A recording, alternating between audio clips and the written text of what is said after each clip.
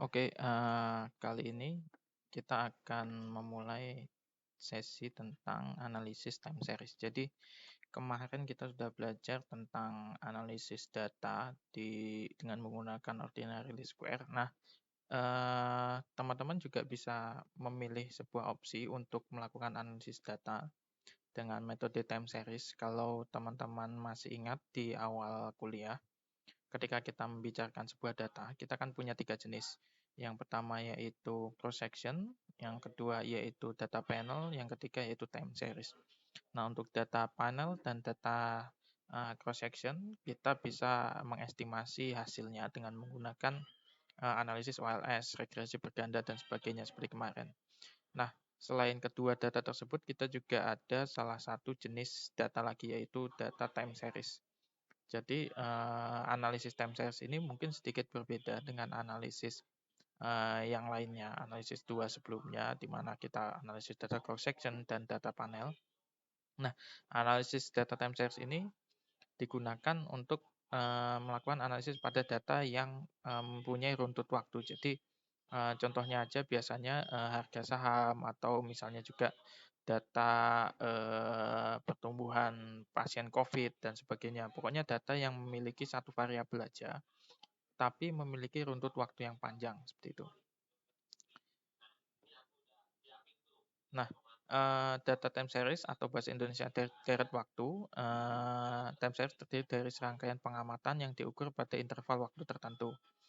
Nah, analisis, deret waktu mencoba mengidentifikasi faktor-faktor yang memberikan pengaruh pada nilai-nilai di deret tadi. Jadi deret waktunya tadi kan panjang. Nah, analisis, time series ini mencoba identifikasi nih faktor-faktor apa aja yang membuat pengaruh dari nilai-nilai dari, deret waktu tersebut. Nah, analisis deret waktu atau time series adalah alat dasar untuk peramalan. Jadi, analisis ketika kita akan menggunakan analisis time series, maka output yang biasanya muncul adalah, peramalan dari, analisis kita itu seperti apa. Nah, selanjutnya, industri dan pemerintahan harus bisa meramalkan aktivitas masa depan untuk membuat keputusan dan rencana untuk memenuhi perubahan yang diproyeksikan. Jadi, karena data itu bergerak terus, lalu, kita menggunakan analisis data time series ini kan gunanya untuk peramalan. Maka di sana, industri dan organisasi pemerintahan juga harus bisa, menggunakan data time series ini untuk melakukan peramalan. Misalnya peramalan cuaca lah yang paling sering, peramalan cuaca, kapan hujan dan sebagainya. Atau misalnya, peramalan tingkat harga gula pasir atau harga, beras dan sebagainya, itu bisa dilakukan peramalan dengan menggunakan metode time series seperti itu. Nah, gunanya apa? Misalnya ketika pemerintah meramalkan, harga gula pasir atau meramalkan harga beras, maka nantinya kebijakannya bisa menyesuaikan dengan, nilai peramalannya tersebut. Misalnya diramalkan, harga beras tahun depan itu akan, naik, maka, pemerintah bisa membuat kebijakan misalkan tahun ini melakukan operasi pasar, seperti itu. Nah, analisis tren pengamatan diperlukan untuk memperoleh pemahaman tentang kemajuan peristiwa yang mengarah ke kondisi yang berlaku. Jadi salah satu analisis di time series adalah menggunakan analisis dari tren. Tujuannya apa untuk, analisis time series? Yang pertama yaitu untuk mengetahui kecenderungan nilai suatu variabel dari waktu ke waktu. Jadi ingin mengetahui kecenderungan nilai variabel dari waktu ke waktu. Dan yang kedua adalah meramal, tadi yang kita bahas, yaitu kita akan mencoba meramal nilai dari suatu variabel, misalnya harga beras, itu di waktu yang akan tertentu, itu kira-kira bakalan berapa gitu. Nah, komponennya apa aja sih data time series? Nah, analisis deret berkala atau time series ini meliputi identifikasi komponen-komponen yang menyebabkan terjadinya fluktuasi dalam serangkaian data historis. Nah, komponen-komponen dari time series adalah sebagai berikut. Yang pertama yaitu tren, yang kedua yaitu variasi musim, yang ketiga yaitu variasi siklus, dan yang keempat yaitu variasi yang tidak tetap atau irregular. Jadi pergerakan data-data, time series, yaitu data yang satu variabel tapi memiliki jangka waktu yang panjang, misalnya perubahan harga beras atau perubahan harga pasien COVID dan sebagainya.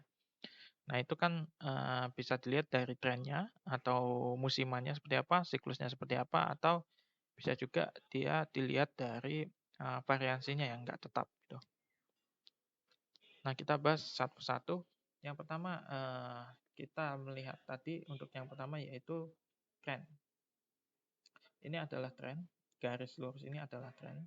Jadi misalkan ini harga beras ya, harga beras dari tahun pertama sampai tahun ke-12 gitu ya. Tahun pertama tahun ke-12 kita lihat trennya adalah lurus. Nah, mungkin kalau teman-teman di ilmu ekonomi yang paling sering kita melihat adalah harga saham. Misalnya ini harga saham Astra misalkan, harga saham Astra dari awal tahun, tahun pertama, tahun ketiga, tahun keempat dan sebagainya. Ini kita hitung trennya adalah trennya naik ke atas nih. Ini naik ke atas. Bagaimana cara menghitung tren? Cara menghitung tren nanti ada rumusnya. Cuman secara garis besar ada beberapa tren yang mudah. Misalnya adalah moving average atau pergerakan rata-rata. Misalnya seperti ini. Rata-rata pergerakannya dia apakah ke bawah atau ke atas. Seperti itu. Itu adalah tren. Nah, jadi di sini telah terjadi tren naik ke atas. Nah, selanjutnya setelah tren ada juga pergerakan siklus atau cyclical. Nah, cyclical ini terjadi ketika dalam suatu siklus tertentu. Misalnya ini dalam satu siklus dia naik, lalu siklus yang kedua yaitu dia turun, dan siklus yang ketiga yaitu dia naik lagi. Nah, itu dia turun lagi dan sebagainya gitu. Jadi dia ada siklus yang berulang. Jadi ketika naik, turun, dan nanti naik lagi dan sebagainya gitu. Nah, yang selanjutnya yaitu seasonal atau musiman, pergerakan musiman di mana dalam suatu siklus nanti dia ada pergerakan yang mirip-mirip. Misalnya dalam satu musim tertentu, misalnya di bulan Agustus dia naik, lalu di bulan September dia naik, lalu di bulan Oktober dia naik, seperti itu. Nah, itu pergerakan seasonal dari musiman, pergerakannya musiman. Seperti itu. Contoh realnya kalau misalkan di saham itu, misalnya saham Astra, berarti kan dia jual mobil. Berarti kalau kita kira-kira musimnya orang beli mobil, maka dia naik seperti itu. Nah, itu seasonal atau musiman. Yang selanjutnya yaitu irregular atau tidak beraturan. Jadi bisa jadi juga data yang terjadi itu tidak beraturan karena suatu pergerakan tertentu. Jadi misalnya dia naik, lalu turun, lalu naik lagi, seperti itu. Nah, ini pergerakan yang tidak regular atau irregular.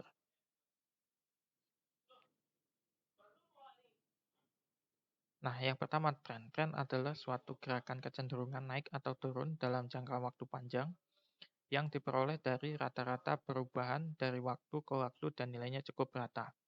Jadi, berarti tren ini kata kuncinya dia adalah gerakan kecenderungan. Cenderungannya bisa apa? Bisa naik, turun, atau standar ya, atau bisa stagnan. Stagnan itu lurus seperti itu. Tapi biasanya pembacaan tren itu apakah dia naik atau turun seperti itu.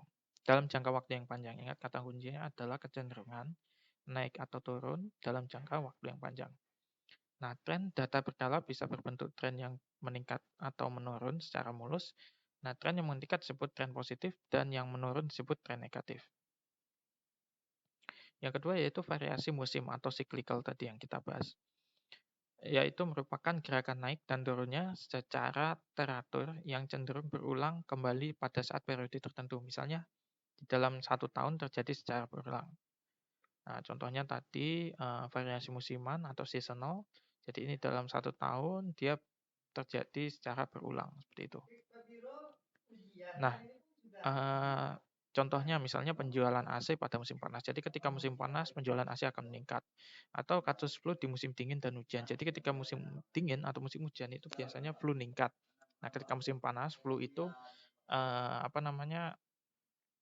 tidak meningkat atau kasusnya standar seperti itu, turun gitu misalnya. Dan misalnya penjualan tiket ketika libur sekolah. Jadi ketika libur sekolah, misalnya tengah tahun itu harga tiket akan naik seperti itu. Nah, itu adalah variasi musiman. Nah, ini contohnya variasi untuk musiman di mana dia peningkatan harganya